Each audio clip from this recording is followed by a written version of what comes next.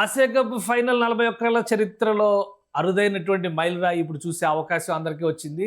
Arc రైవల్స్‌గా చెప్పుకునేటువంటి India, Pakistan ఈ final మ్యాచ్‌లో తలపడుతున్నాయన్న విషయం అందరికీ తెలుసు. అలానే తటస్థ వేదిక దుబాయ్ ఇంటర్నేషనల్ క్రికెట్ స్టేడియం దీనికి ఆతిథ్యం ఇస్తుంది. అక్కడ పరిస్థితి ఎలా ఉంది? అరేంజ్‌మెంట్స్ ఎలా జరుగుతున్నాయి? అలానే ముఖ్యంగా ఇండియా, పాకిస్తాన్ కమ్యూనిటీస్ నుంచి ఉన్నటువంటి రియాక్షన్స్ ఏంటి? ఇవన్నీ తెలుసుకునే ప్రయత్నం చేద్దాం. సుమన్ టీవీ దుబాయ్ ప్రతినిధి అక్కడ రెడీగా ఉన్నారు మన కోసం. ఆయనతో మాట్లాడదాం. సత్య కొమ్మూరి రెడీగా ఉన్నారు మన కోసం.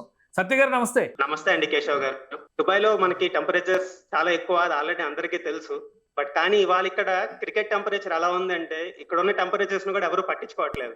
సో ఇవాళ లిటరల్లీ 40 డిగ్రీస్ టెంపరేచర్ ఉంది బయట. ఇక్కడ టెంపరేచర్ కన్నా హ్యూమిడిటీ వల్ల అది మనం 50 డిగ్రీస్ దాకా ఫీల్ అవుతాము. కానీ ఎవరు ఆలోచించట్లేదు. అందరూ గ్రౌండ్ కి వెళ్ళి వాళ్ళ మ్యాచ్ చూడాలి, ఇండియాని ఎంకరేజ్ చేయాలి అన్న దీనిలోనే ఉన్నారు. అది ఎంత ఎక్కువ ఉంది అంటే విత్ ఇన్ మినిట్స్ లో టికెట్స్ అన్ని సోల్డ్ అవుట్ అయిపోయినాయండి. ఇక్కడ మన దుబాయ్ స్టేడియం ది 30,000 కెపాసిటీ. ఆ 30,000 కెపాసిటీ విత్ ఇన్ మినిట్స్ లో అన్ని టికెట్స్ సోల్డ్ అవుట్ అయిపోయినాయి అంటే ఇక్కడ ఎంత ఫీవర్ ఎంత బాగుందో చూడండి. కానీ అంటే దుబాయ్కి ఒక స్పెషాలిటీ ఏంటంటే మన దేశానికి కానీ పాకిస్తాన్కి కానీ డిస్టెన్స్ వైజ్గా చూస్తే కూడా చాలా తక్కువ. సాధారణంగా మన విఐపీలు వివిఐపీలు కూడా ఈ మ్యాచ్కి వస్తారు. జనరల్గా ఎప్పుడు ఈవెంట్స్ జరిగినా కానీ లాస్ట్ టైం మ్యాచెస్ జరిగిన సందర్భంలో కూడా సేమ్ అదే టెండెన్సీ కంటిన్యూ అయింది. ఈ ఆసియా కప్ ఫైనల్కి సంబంధించి ఏంటి అక్కడ ఎలా ఉంది? మన వాళ్ళు కానీ ఇండియన్ కమ్యూనిటీ కానీ పాకిస్తానీ కమ్యూనిటీ కానీ ఈ రష్ ఎలా ఉంది? చాలా ఎక్కువ ఉందండి. అంటే లిటరల్లీ ఇండియా నుంచి కూడా నాట్ ఓన్లీ సెలబ్రిటీస్ అండి, ఈవెన్ నార్మల్ పీపుల్ కూడా ఇండియా మీద అభిమానం ఉన్న వాళ్ళందరూ టికెట్ పెట్టుకొని ఇక్కడ రావడం గురించి ఎవరు ఆలోచించారండి. ఎందుకంటే మనకి టికెట్స్ కూడా చాలా రీజనబుల్ ఉంటాయి అండ్ ట్రావెలింగ్ టైం కూడా చాలా తక్కువ. జస్ట్ 3.5 hours లో మన ఆంధ్ర నుంచి మనం ట్రావెల్ చేయొచ్చు ఇక్కడికి. సో ముంబై నుంచి ఆల్ సెలబ్రిటీస్ అందరూ చాలా మంది వాళ్ళ వచ్చే అవకాశం ఉందండి. అండ్ వెంకటేష్ గారు అయితే మనకి ప్రతి ఇండియా మ్యాచ్ ఎక్కడ జరిగినా సరే ఇలా సెమీఫైనల్స్ కానీ ఫైనల్స్ కానీ అందులో అగేన్స్ట్ పాకిస్తాన్ అయితే మన సెలబ్రిటీస్ చాలా మంది వస్తారు. ఇవాళ కూడా అలా చాలా మంది వచ్చే అవకాశం కంపల్సరీ ఉందండి. చాలా మంది వస్తారు కూడా. కానీ ఇంత ఆస్పిరేషన్స్ ఉన్నాయి. ఏ స్టేడియం కెపాసిటీ చూస్తే 30,000 ఉన్నాయి. ఆల్రెడీ ఆన్లైన్ లో రిపోర్ట్స్ చూస్తేనేమో 28,000 సోల్డ్ అవుట్ అని చెప్పని అంటున్నారు. సో సరిపోతుందా? అక్కడ ఉన్నటువంటి మనకున్న ఇన్ఫర్మేషన్ ప్రకారం చూస్తే యుఏఈలోనే 30-40 లక్షల మంది ఇండియన్స్ ఉంటారని చెప్పారు. ఇంకా పాకిస్తానీ లెక్క కూడా ఆల్మోస్ట్ అంత ఉండొచ్చేమో, ఒక 25 లక్షలు ఉండొచ్చేమో. ఈ రెండు కమ్యూనిటీ అంటే మనం ఒక ఆర్క్ రైవలరీ ఉంది అనేటువంటి ఫీలింగ్ ఆపరేషన్ సింధూర్ తర్వాత పదే పదే బాయ్కాట్ కాల్స్ ఇవన్నీ వినిపిస్తున్నాయి. వీటి ప్రభావం వీటి ఎఫెక్ట్ ఏమైనా ఉంటుంది? ఆల్రెడీ 2 మ్యాచ్లు చూసాం ఇండియా పాకిస్తాన్. సో ఇది 3వ మ్యాచ్, ముచ్చటగా 3వ మ్యాచ్ ఇదే టోర్నమెంట్లో. సో ఈ కోపాలు తాపాలు ఈ ఆర్క్ రైవలరీ అనేటువంటి ఫీలింగ్స్ అటువంటి ఏమన్నా కనిపిస్తున్నాయా అక్కడ? కనిపిస్తున్నాయా అంటే మనకి ఫస్ట్ మ్యాచ్ జరిగినప్పుడు కొంచెం చూసామండి. ఇక్కడ యాక్చువల్లీ జనరల్ గా అయితే ఇక్కడ 30,000 కెపాసిటీ అనేది చాలా తక్కువ. లిటరలీ 75-80% పీపుల్ ఇండియన్స్ తోనే సరిపోతుంది అది. అయినా కూడా ఇండియన్స్ కి టికెట్స్ దొరకవు ఇంకా. బట్ ఫస్ట్ మ్యాచ్ జరిగేటప్పుడు మాత్రం ఈ బాయ్కాట్ ఫీవర్ చాలా బాగుంది. దాని వల్ల ఏమైంది అంటే కొన్ని టికెట్స్ సోల్డ్ అవుట్ కూడా అవ్వలేదు. మనకి కొంత పార్ట్ ఆఫ్ గ్రౌండ్ లిటరల్లీ కొన్ని సీట్స్ అన్ని వేకెంట్ కూడా కనిపించినాయి మన లైవ్ లో మ్యాచ్ చూసినట్టయితే. బట్ ఎప్పుడైతే ఆ మ్యాచ్ అయిపోయిన తర్వాత చిన్న కాంట్రవర్సీ ఒకటి జరిగింది, షేక్ హ్యాండ్ ఇవ్వలేదు. అండ్ మనం సూర్యకుమార్ యాదవ్ గారు కూడా ప్రెజెంటేషన్ లో మన ఆర్మీకి ట్రిబ్యూట్ కింద అలా కొన్ని స్టేట్మెంట్స్ ఏవైతే చేశారో దాని తర్వాత కొంచెం టీమ్స్ మారినాయి. పాకిస్తాన్ వాళ్ళ దగ్గర నుంచి వచ్చిన రియాక్షన్ గానీ. సో మొన్న జరిగిన సూపర్ 4 లో జరిగిన మ్యాచ్ కి ఫుల్ అటెండెన్స్ వచ్చింది ఆల్మోస్ట్. బట్ ఇప్పుడు ఫైనల్స్ కి అయితే మాత్రం అసలు ఎప్పుడెప్పుడు స్టార్ట్ అవుతుందా అని ఎదురు చూస్తున్నారు. అండ్ అది కూడా ఏంటి అంటే ఈ పాకిస్తాన్ తో మ్యాచ్ అనేది 41 years తర్వాత first time finals, Asia cup finals లో చూస్తున్నాం మనం. It's a kind of record అనమాట. 17 ఎడిషన్స్ జరిగినాయి. ఇది 17th ఎడిషన్ ఏషియా కప్ లో. ఒక్కసారి కూడా ఇండియా పాకిస్తాన్ ఫైనల్ కి రాలేదు అంటే అందరికి ఆశ్చర్యంగా ఉంది. అండ్ దాంతో పాటు ఇది ఎప్పుడెప్పుడు జరుగుతుందా, ఇండియా ఎప్పుడెప్పుడు గెలుస్తుందా అని అందరూ ఎదురు చూస్తున్నారు. గ్రౌండ్ కి వెళ్ళి ఎంజాయ్ చేయడానికి రెడీగా ఉన్నారు. అక్కడ రియాక్షన్స్ అంటే లోకల్ పీపుల్ రియాక్షన్స్ ఎట్లా ఉన్నాయి? ఇది ఎప్పుడు మనం కొట్టుకునే పంచాయతీ లాగానే ఉంటుంది. ఎందుకంటే తటస్థ వేదికలు అనగానే దుబాయ్ వెన్యూని ఎక్కువ ప్రిఫర్ చేస్తూ ఉంటారు 2 దేశాల వాళ్ళు కూడా. సో అక్కడ లోకల్ ఫీవర్, లోకల్ ఫీలింగ్స్ ఎలా ఉన్నాయి? ఇక్కడ ఇంకొక చిన్న ప్రత్యేకత ఉంటదండి. ఏంటి అంటే మనం ఇండియాలో అంటే ఓన్లీ ఇండియన్సే ఉంటాం. కానీ ఇక్కడ ఎంప్లాయీస్ అందరికి ఏమవుతుంది అంటే ఒకే కంపెనీలో ఇండియన్స్ పాకిస్తానీస్ పక్క పక్కన కూర్చొని పని చేస్తాం. ఓకే. ఓకే. సో ఇక్కడ ఫైర్ ఇంకా డిఫరెంట్ గా ఉంటది అనమాట. ఏదైనా మ్యాచ్ జరుగుతుంది, రేపు మ్యాచ్ ఉంది అంటే ముందు రోజు నుంచి ఒక కైండ్ ఆఫ్ డిస్కషన్, ఒక కైండ్ ఆఫ్ టెన్షన్ స్టార్ట్ అవుతుంది ఆఫీస్ లో కూడా. సో మ్యాచ్ జరిగిపోయిన తర్వాత ఇంకొక రకంగా ఉంటుంది. ఎవరు ఓకే. గెలిస్తే వాళ్ళు ఒక రకంగా తిరుగుతుంటారు, మిగిలిన వాళ్ళందరూ ఇంకొక రకంగా తిరుగుతుంటారు ఆఫీస్ లో. So okay. ఆ డిబేట్స్ గానీ, ఆ డిస్కషన్స్ గానీ హెల్దీగా ఉంటాయి. అదేదో కొట్టుకోము. బట్ అలా అని చెప్పి అసలు మాకేం సంబంధం లేదన్నట్టు కూడా ఉండము. మంచి ఒక kind of good discussion, good debates జరుగుతాయి. ఎవరు బాగా ఆడారు, ఎవరు బాగా ఆడలేదు, ఎందుకు అలా జరిగింది, ఏం జరిగింది. We enjoy that process also. ఇక్కడ మేము అదంతా కూడా మంచి ఒక కైండ్ ఆఫ్ ఫన్ ఎంజాయ్మెంట్ వస్తుంది మాకు ఇక్కడ. ఓకే. అంతా కూడా స్పోర్టింగ్ స్పిరిట్ తోనే ఉంటది. అంతా స్పోర్టింగ్ స్పిరిట్ తోనే ఉంటది. ఏది సీరియస్ గా తీసుకొని మనాళ్ళు ఇక్కడ కొంతమంది పొలిటికల్ స్టేట్మెంట్స్ ఇస్తా ఉంటారు అనమాట. సో ఆ పొలిటికల్ స్టేట్మెంట్స్ లాంటి సిచ్యుయేషన్స్ అయితే ఉండవు మీకు అక్కడ. ఇక్కడ లేదండి. ఇక్కడ మాక్సిమం అంతా కూల్ గా, కామ్ గా, ఒక ప్రొఫెషనల్ వేలోనే ఉంటుంది. ఎందుకంటే రోజు పక్క పక్కన కూర్చొని వర్క్ చేస్తాము. సో వాళ్ళ మెంటాలిటీస్ మనకి, మన మెంటాలిటీస్ వాళ్ళకి తెలుస్తాయి. సో మనకి మెయిన్ ఈ పాలిటిక్స్ ఎక్కువ ఇక్కడ ఇది ఒక కామన్ వెన్యూ కాబట్టి ఇక్కడ అలాంటి డిస్కస్ కూడా చేయకూడదు. అది ఇక్కడ ఎలోడ్ కూడా కాదు. సో ఇక్కడ మంచి గుడ్ రిలేషన్ ఉంటుంది. బట్ మ్యాచ్ వచ్చేప్పటికి మాత్రం ఆ రైవల్రీ అలానే కంటిన్యూ అవుతుంది. సో మీరా మేమా ఎవరంటే వాళ్ళే అన్నట్టు ఉంటాము. So we enjoy that process also. And ఇక్కడ ఈ మ్యాచ్ కూడా టికెట్స్ కూడా మనకి 30,000 ఉంటాయి, కానీ ఇక్కడ జనాలు చాలా ఎక్కువ. సో దాన్ని అకామిడేట్ చేయడానికి మనకి ఎక్కడికక్కడ స్క్రీన్స్ పెట్టి రెస్టారెంట్స్ కానీ, స్పోర్ట్స్ అండ్ బార్స్ కానీ వాటన్నిటిలో, అండ్ ఈవెన్ ఫ్యామిలీస్ అందరూ వాళ్ళకి వాళ్ళు గ్యాదర్ అయ్యి ఒక చిన్న ప్లేస్ లో ఒక ప్రొజెక్టర్, ఒక స్క్రీన్ లాంటిది పెట్టుకొని కూర్చొని అందరూ మంచి సెటప్స్ చేసుకొని ఎంజాయ్ చేస్తారండి ఇవాళ. సో సేమ్ అంటే ఇండియాలో ఎలాగా జోష్ కనిపిస్తుందో ఈ మ్యాచ్ లో వచ్చినప్పుడు అక్కడ కూడా సేమ్ అదే సిచ్యుయేషన్స్ రిపీట్ అవుతాయి అంటారు. ఎస్, అసలు ఏ మాత్రం తగ్గదండి. మీరు ఇండియాకి ఇక్కడ 1% కూడా ఏమీ తక్కువ ఉండదు. కానీ ఇక్కడ మీరు ఇంకా లైవ్ లో ఎక్స్పీరియన్స్ చేయొచ్చు. ఎందుకంటే పాకిస్తానీస్ తో ఇండియన్స్ పక్క పక్కన కూర్చొని పక్క పక్కన టేబుల్స్ లో కూర్చొని ఒక స్క్రీన్ మీద మ్యాచ్ చూస్తే ఎంజాయ్ చేస్తారు. సో మీరు ఒకసారి ఊహించుకోండి అది ఎలా ఉంటుందో ఆ సీన్ అనేది. ఓకే. మనకి మామూలుగా ఏదైనా చిన్న మ్యాచ్ ఉంటే, ఒకవేళ ఇండియాలోనే పాకిస్తాన్ ఇండియా మ్యాచ్ జరిగితే సెక్యూరిటీ రీజన్స్, సెక్యూరిటీ థ్రెట్లు, లేదంటే హై అలర్ట్నెస్ ఇట్లాంటివన్నీ ఉంటాయి. మరి లా అండ్ ఆర్డర్ ఇష్యూస్ అట్లాంటివన్నీ వస్తూ ఉంటాయి. అక్కడ లోకల్ గా లా అండ్ ఆర్డర్ కానీ ఈ యాక్టివిటీస్ అన్ని ఎట్లాగా హ్యాండిల్ చేసే అవకాశం ఉంటుంది?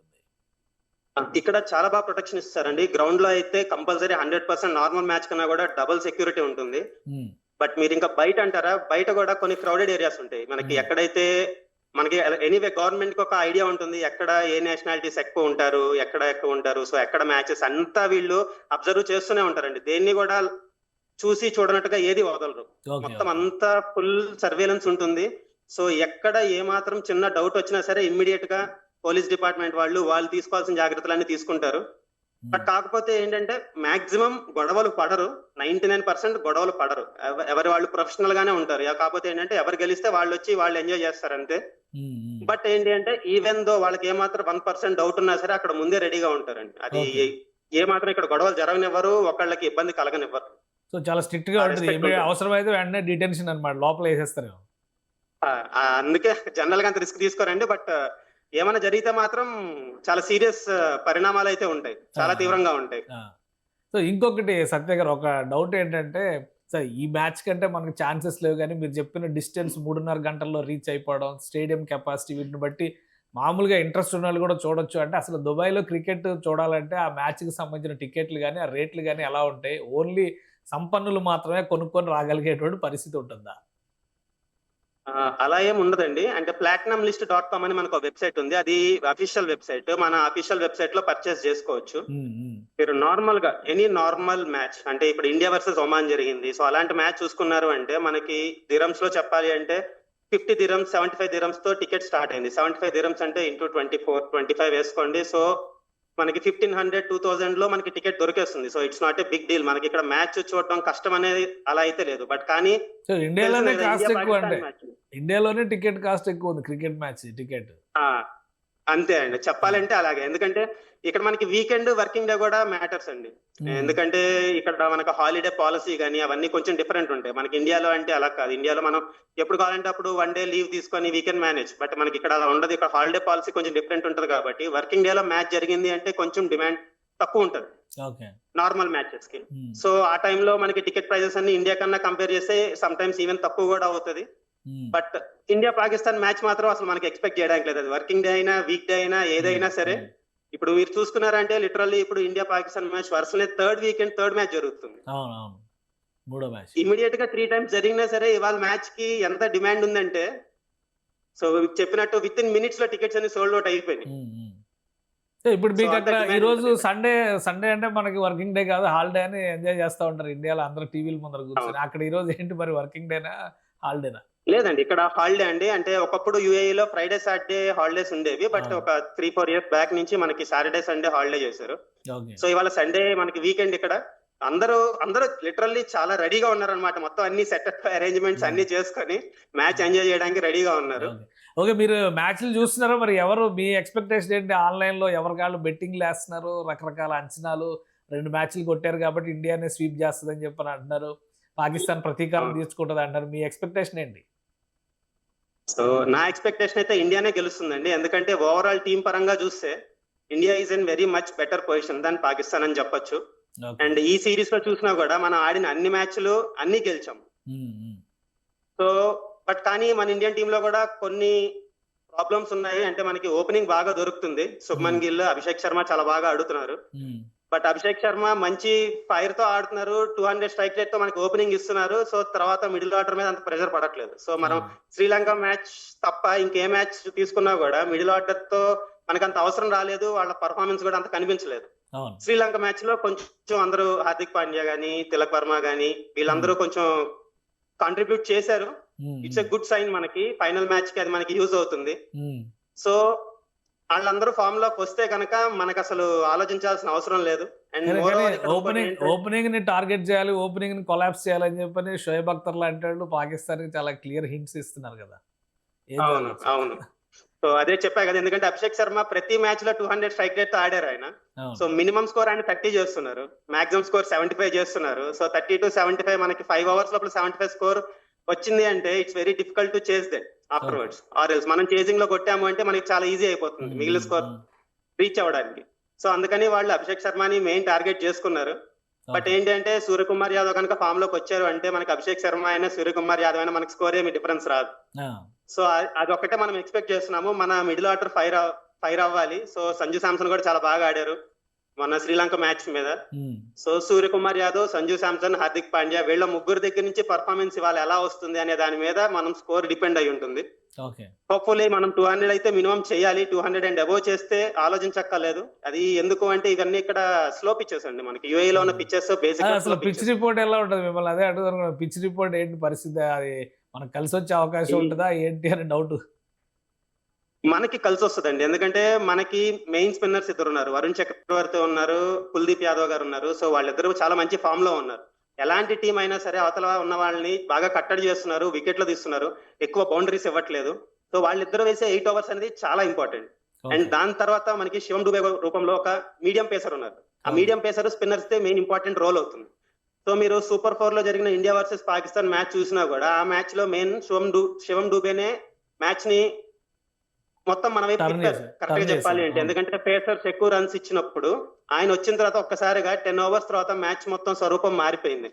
మన సైడ్ టర్న్ అయిపోయింది మ్యాచ్. సో వీళ్ళ ముగ్గురు చాలా ఇంపార్టెంట్. ఈవెన్ మీరు పాకిస్తాన్ టీం తరపు నుంచి తీసుకున్నా కూడా వాళ్ళ వైపు స్పిన్నరే వాళ్ళకి ఎక్కువ కాంట్రిబ్యూట్ చేస్తున్నారు బౌలింగ్ లో. వాళ్ళ మెయిన్ పేసర్స్ బాగా రన్స్ ఇస్తున్నారు. సో వాళ్ళల్లో కూడా పేసర్ వాళ్ళు పేస్ తగ్గించుకొని బౌలింగ్ చేస్తే వాళ్ళ ఎకానమీ రేట్ తక్కువ ఉంటుంది. లేదు వాళ్ళ నార్మల్ పేస్ లో బౌలింగ్ చేస్తుంటే 4లు 6లు బాగా వస్తున్నాయి. ఎందుకంటే ఇక్కడ పిచ్చెస్ ఎలా ఉంటాయండి. అండ్ ఇవి లో scoring pitches. At any chance మనం ఒక 200 క్రాస్ అయ్యాము అంటే ఈ పిచ్ మీద 90% మనకి ఛాన్సెస్ ఉంటాయి విన్ అవడానికి. లాస్ట్ టైం లో స్కోర్ కూడా గట్టిగానే మనం కంట్రోల్ చేసాం స్ట్రాంగ్ గా. పాకిస్తాన్ గెలిచినటువంటి మ్యాచ్ అయితే లో స్కోర్ లో కూడా 127 కూడా డిఫెండ్ చేసుకుని గెలుచుకుంది. సో అట్లాంటి 135 వాళ్ళు చేశారు, 11 రన్స్ తో గెలిచారు వాళ్ళు బంగ్లాదేశ్ మీద. అవును. సో అంటే అటువంటి సిచ్యుయేషన్స్ వస్తే కూడా తట్టుకోవడానికి దానికి తగ్గట్టుగా ప్రిపేర్నెస్ ఉందా ఇండియన్ టీమ్ కి? ఉందండి, తప్పకుండా ఉంది. దానికి ప్రాబ్లం ఏం లేదు. ఎందుకంటే Shubman Gill is a very technical player. Shubman Gill only మనకి షార్ట్స్ ఆడతాడు, ఓన్లీ మనం స్ట్రైక్ రేట్ మీద డిపెండ్ అవుతాం అట్లా ఉండదు. మనకి అభిషేక్ శర్మ నుంచి స్ట్రైక్ రేట్ వస్తుంది, శుభ్మన్ గిల్ నుంచి రొటేషన్ వస్తుంది. Sanju Samson also he can rotate. ఆయన్ని ఓపెనర్ గా పంపితే ఆయన ఎక్స్ప్లోజివ్ బ్యాట్స్మెన్ లా ఆడతారు. లేదు ఇప్పుడు ఆయన మనకి నెంబర్ 5 లో పంపిస్తున్నారు. సో ఆయన ఏంటంటే మనకి సంజు శాంసన్ ద్వారా మనకి స్ట్రైక్ రొటేషన్ దొరుకుతుంది. సో శాంసన్ తో పాటు హార్దిక్ పాండ్యా ఉన్నారు. ఆయన కావాలంటే మనకి షాట్స్ కొట్టడానికి ఆయన ట్రై చేస్తారు. So Shivam Dube he can play, ఎలా అయినా ఆడగలరు ఆయన. సో మనకి ఏంటంటే మన టీం చాలా బ్యాలెన్స్డ్ గా ఉంది.